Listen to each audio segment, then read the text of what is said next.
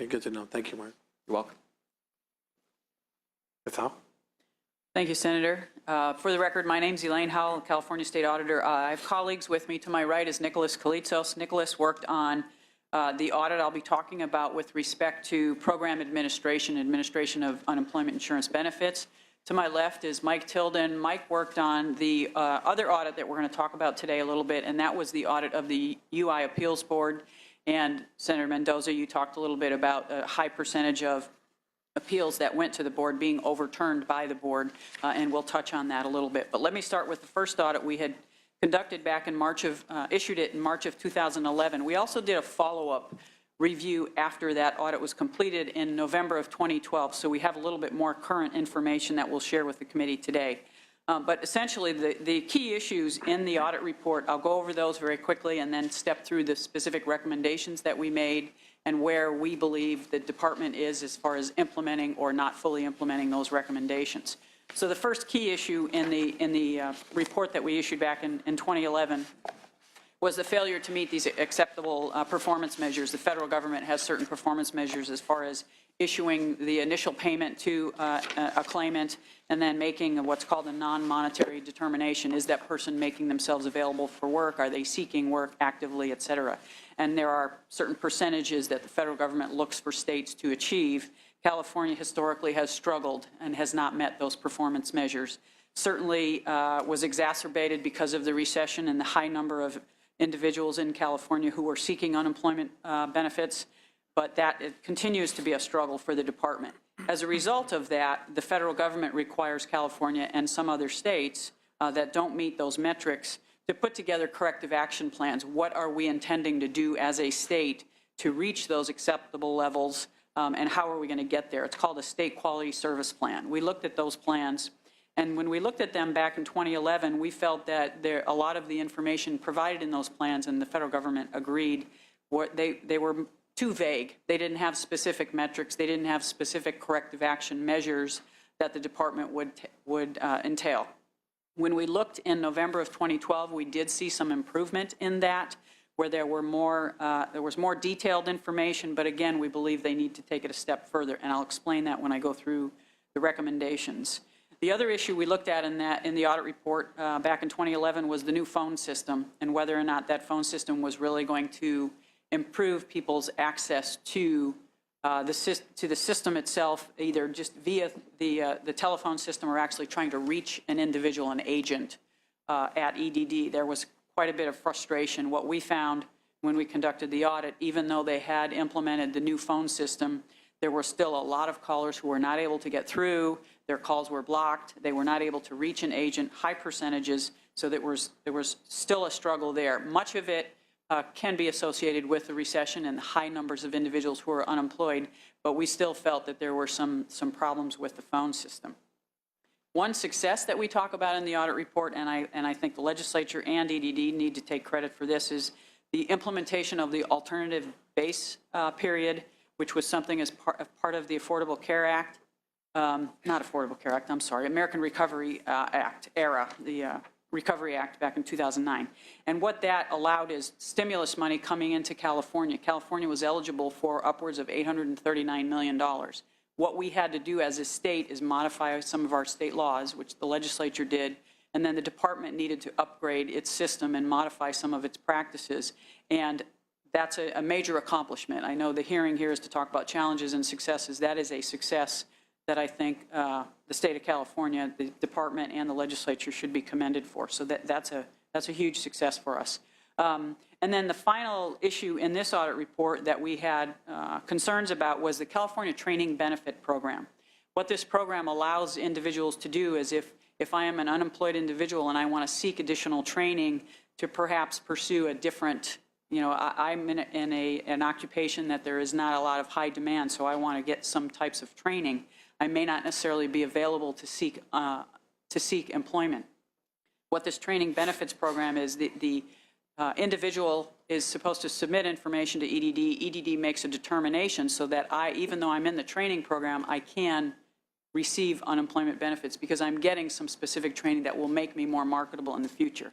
The problem we identified with that particular program is the amount of time it was taking the department to make those determinations, and unfortunately, in many cases, those determinations were, a high percentage of those determinations resulted in the employee, that training program not being eligible for that individual to receive unemployment benefits during the time they were in training.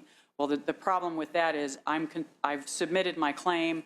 I'm trying to get training. Now the training that I'm taking is deemed ineligible. Now I may not necessarily, I've not received unemployment benefits for 5 or 6 weeks while I've been in the training or while the department has been trying to make that determination. So that was really a problem for us as, in that audit report.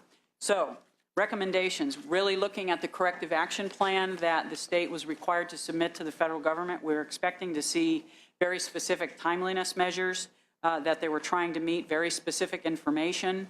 As I said, when we conducted the audit in 2011, we saw problems. By November of 2012, when we did our follow-up, we felt the department really had taken some steps in the right direction and really had identified some specific things that they wanted to do. One of the weaknesses is some of it's related to some of these IT projects, and those may not necessarily have been fully launched yet, but we do believe they were marching in the right direction.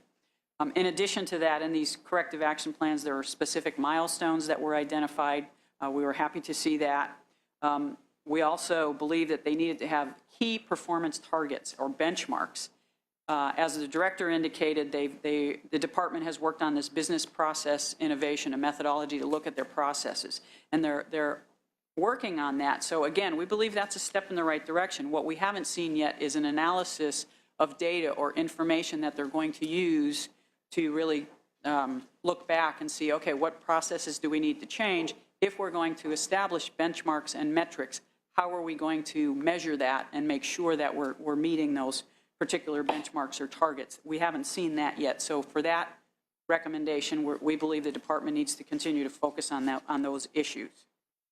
With respect to the phone system provides a tremendous amount of information that we think the department should be using and analyzing as far as if I'm a caller and I ultimately do get through, what steps did I have to take to get to that agent or to get the information that I needed? The phone system, to my understanding from my staff, is very robust and has that data.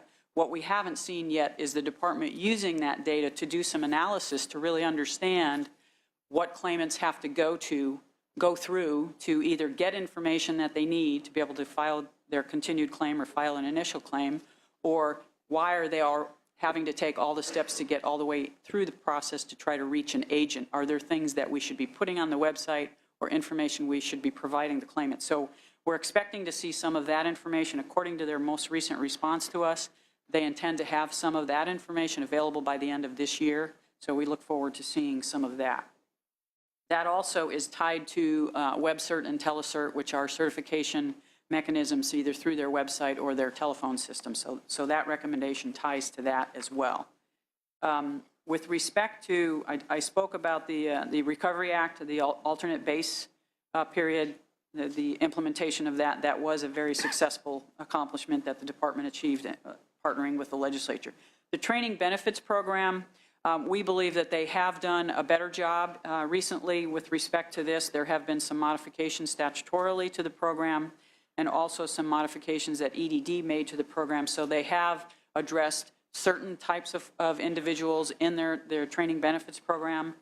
So that has mitigated some of the issues that we identified in the past. So we really believe much of that has been resolved, but they still need to track and identify issues that arise and individuals who are going through those programs so that they can make sure that if they have to complete a determination, they get it done relatively quickly rather than the 50, 54 days it was taking them in the past.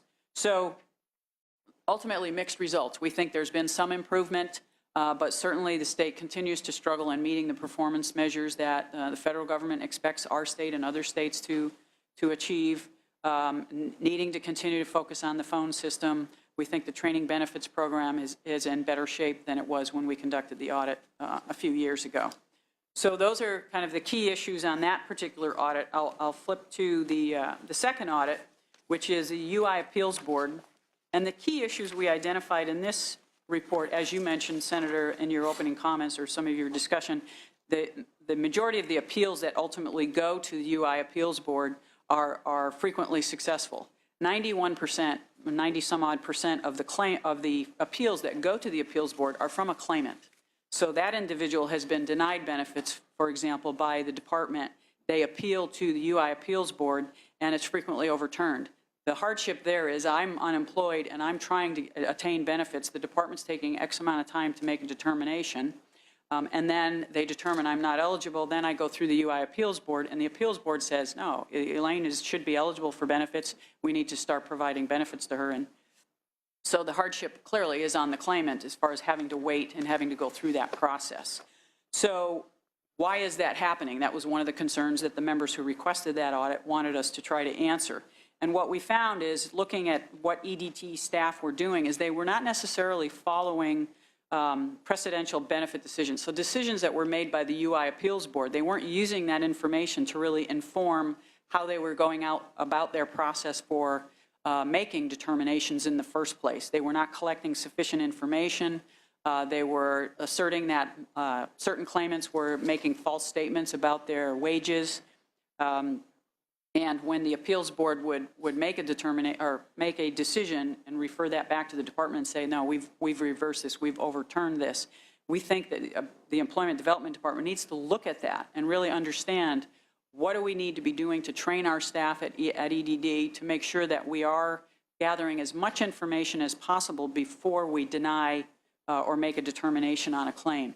We also saw that in many cases they hadn't reached out to the claimant, or they hadn't been able to contact the claimant and didn't make enough attempts, in our view, to talk to that particular claimant or talk to the employer, particularly in cases where there's key information that you would need from the employer to make a determination.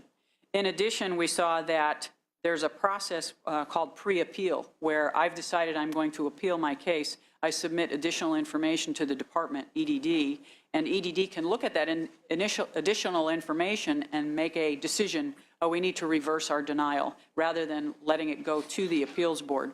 We didn't think they were performing enough due diligence at that stage to really try to resolve the issue. So we felt that they needed to step it up there as well.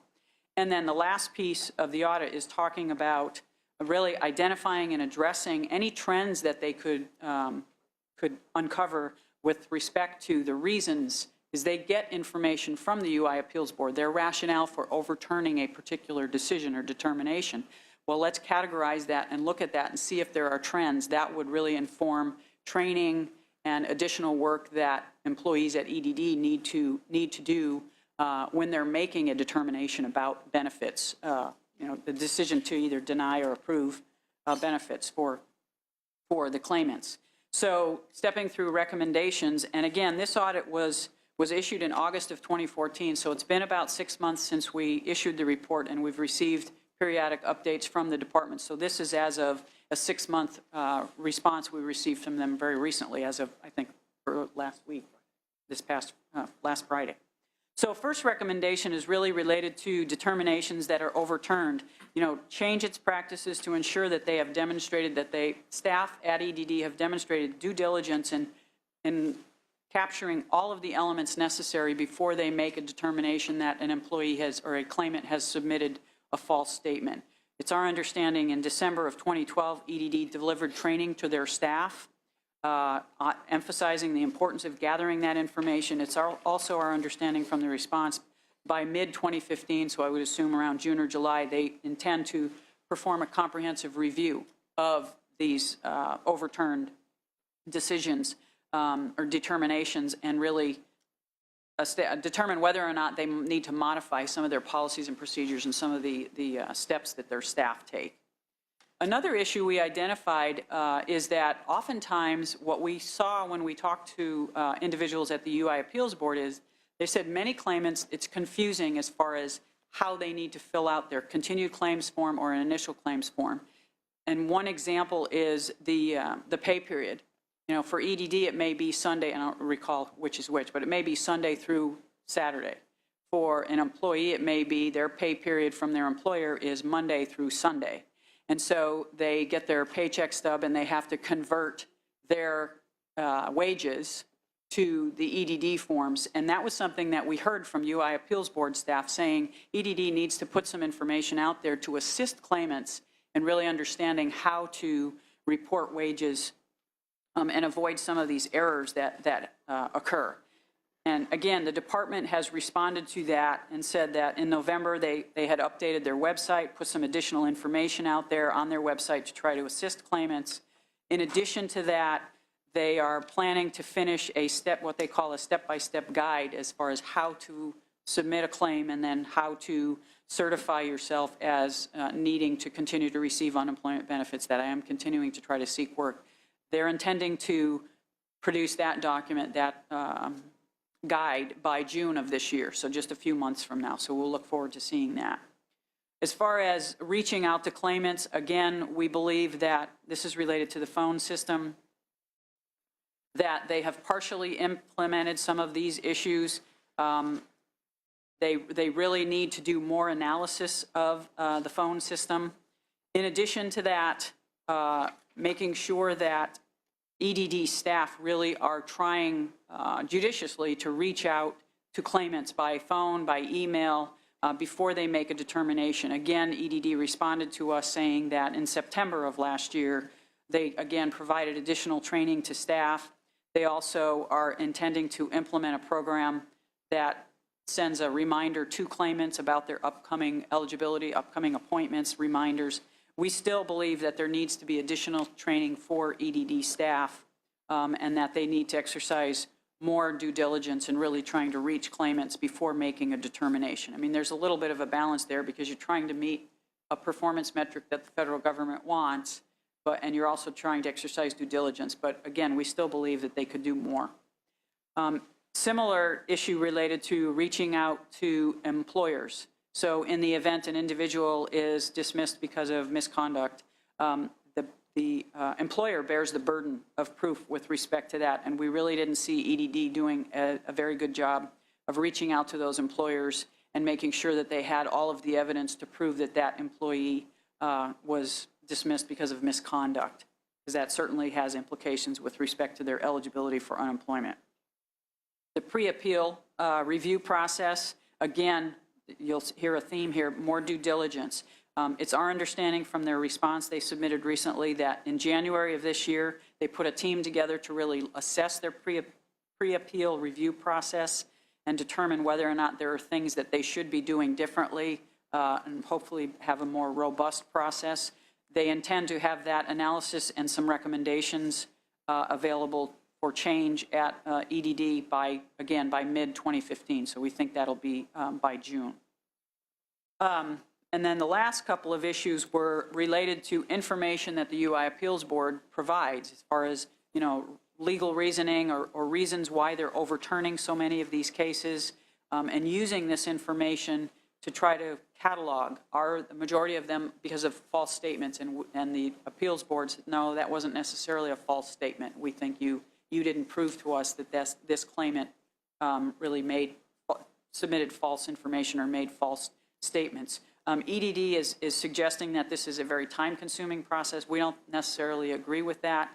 We did some analysis during the course of the audit, and we certainly believe that EDD, there is a vast amount of information available from the appeals board. We also made a recommendation to the appeals board to summarize some of this information and make it available to EDD. The appeals board did that.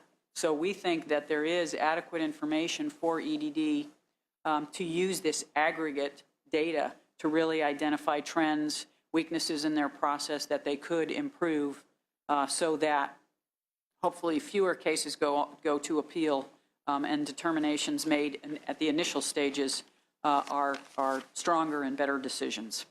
So some of those recommendations clearly are pending, are partially implemented. It's only been 6 months since we issued the report, but that kind of in a fairly high level is the analysis that we've done. So we looked at the administrative side, how well they were administering claims, and then certainly for those that went to the appeals board, what the process was there and what are we learning from that. So with that, I'll defer to Mike and Nick to answer all the difficult questions you're going to ask.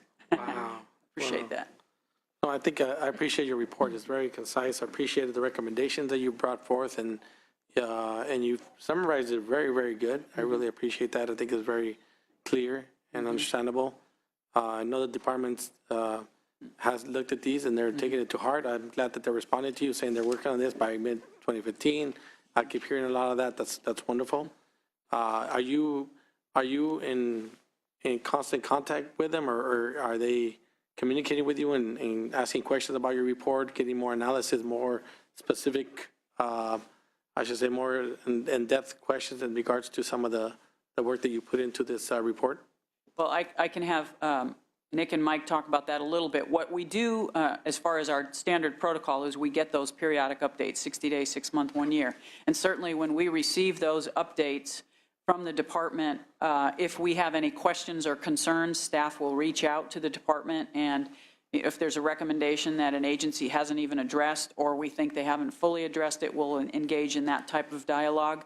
And again, I'll defer to my staff to see, let them testify as to any communications they've had with the department. Go ahead, Nick. Chairman Mendoza, my name is Nick Lichos. I'm the team lead for the March 2011 audit. And yes, as Elaine indicated, we have periodic status updates related to where the department stands on our recommendations. They provide us with documentation on how they indicated they implemented their recommendation.